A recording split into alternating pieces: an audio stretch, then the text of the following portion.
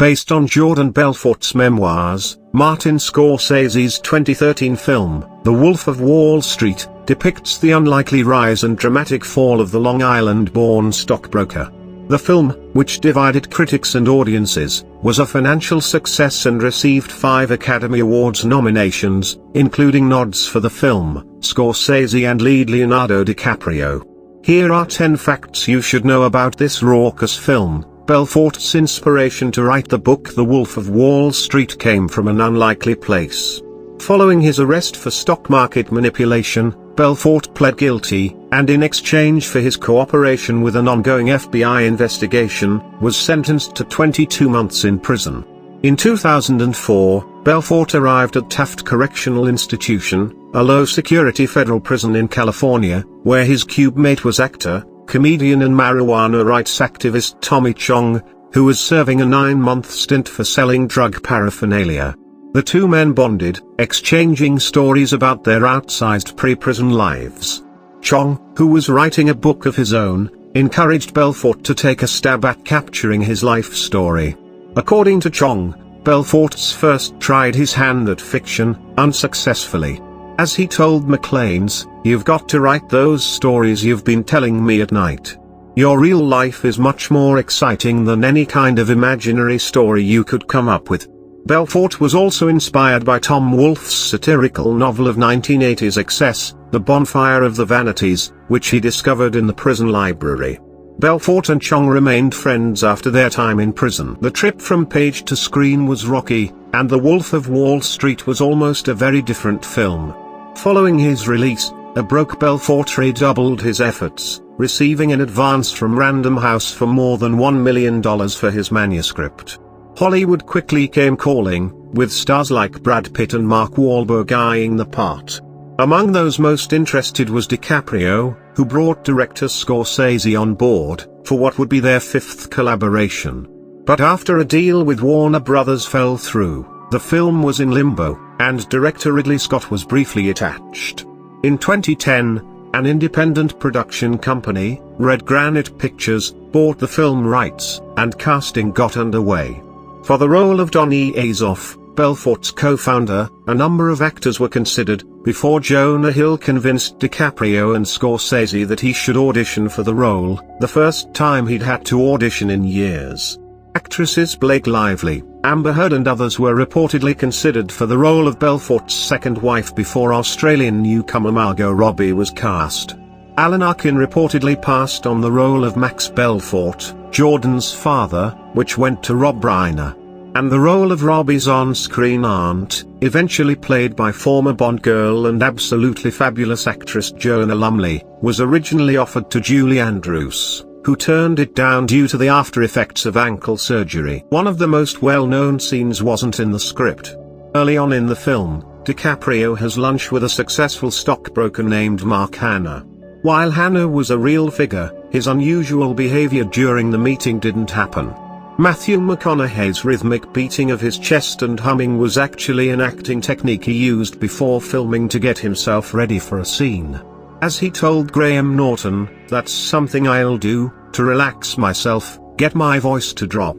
I've been doing it for a while, but it's just something I do." DiCaprio noticed it during rehearsals and suggested to Scorsese that they film it, later saying that it helped set the tone for the movie. The names of the real-life people who inspired the film were changed for the big screen. While Hannah's real name made it into the film, others didn't. Belfort's first wife was named Denise, not Teresa. And his second wife's name was Nadine, not Naomi, although Belfort did nickname her the Duchess and named his yacht after her. FBI Special Agent Gregory Coleman, who spent more than half a decade investigating Belfort and his company, became Patrick Denham in the film. The real name of Belfort's friend and Stratton Oakmont co-founder was Danny Porush. Belfort used his name in his book, but after Porush threatened to sue the film's producers, they changed it to Donny Azoff. The real-life Donny disputes some of the film's depiction of events. Porush admitted that many of the film's most outlandish events actually occurred, including Belfort sinking his yacht in Italy and nearly crashing his helicopter on his lawn. It's also true that Porush ate the goldfish of a broker with disappointing results and that the company paid a secretary $10,000 to shave her head. And Porush actually was friends with shoe designer Steve Madden, who, along with Belfort and Porush, wound up going to jail for his role in the securities fraud surrounding the stock offering of his eponymous company. But he took issue with some of the other moments depicted in both Belfort's memoir and the film.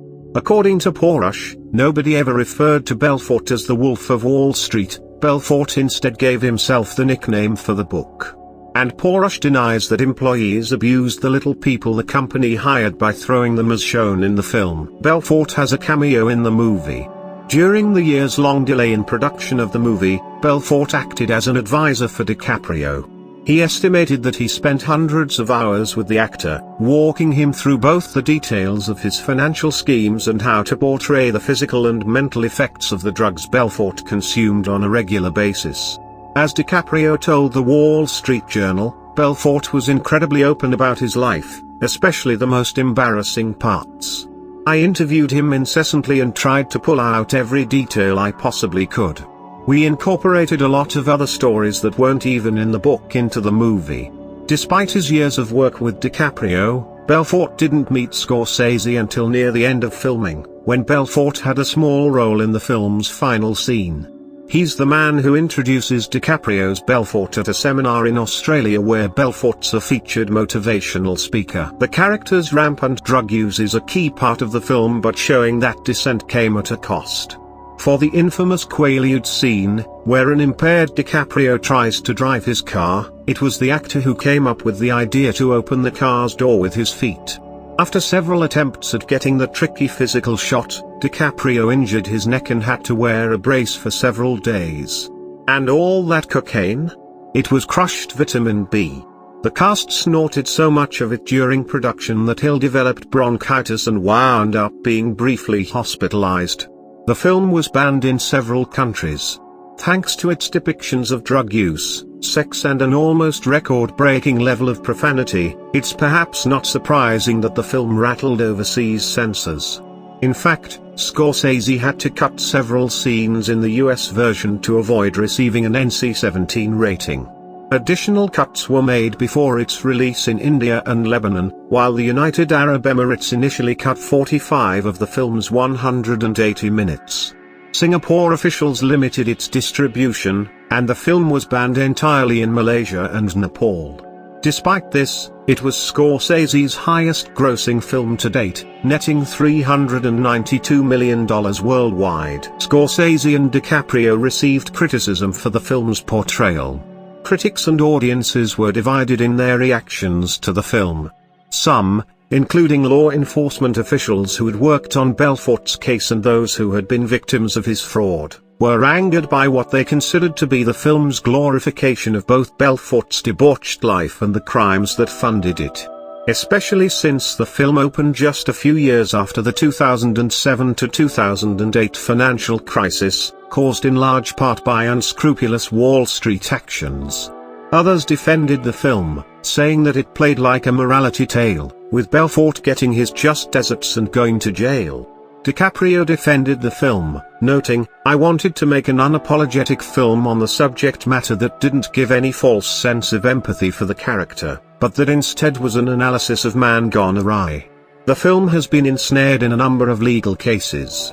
Before filming even began, the Department of Justice sought an injunction against Belfort's publisher and DiCaprio's production company, only relenting when Belfort agreed to pay 50% of his earnings as part of his deal to pay $100 million in restitution to his victims.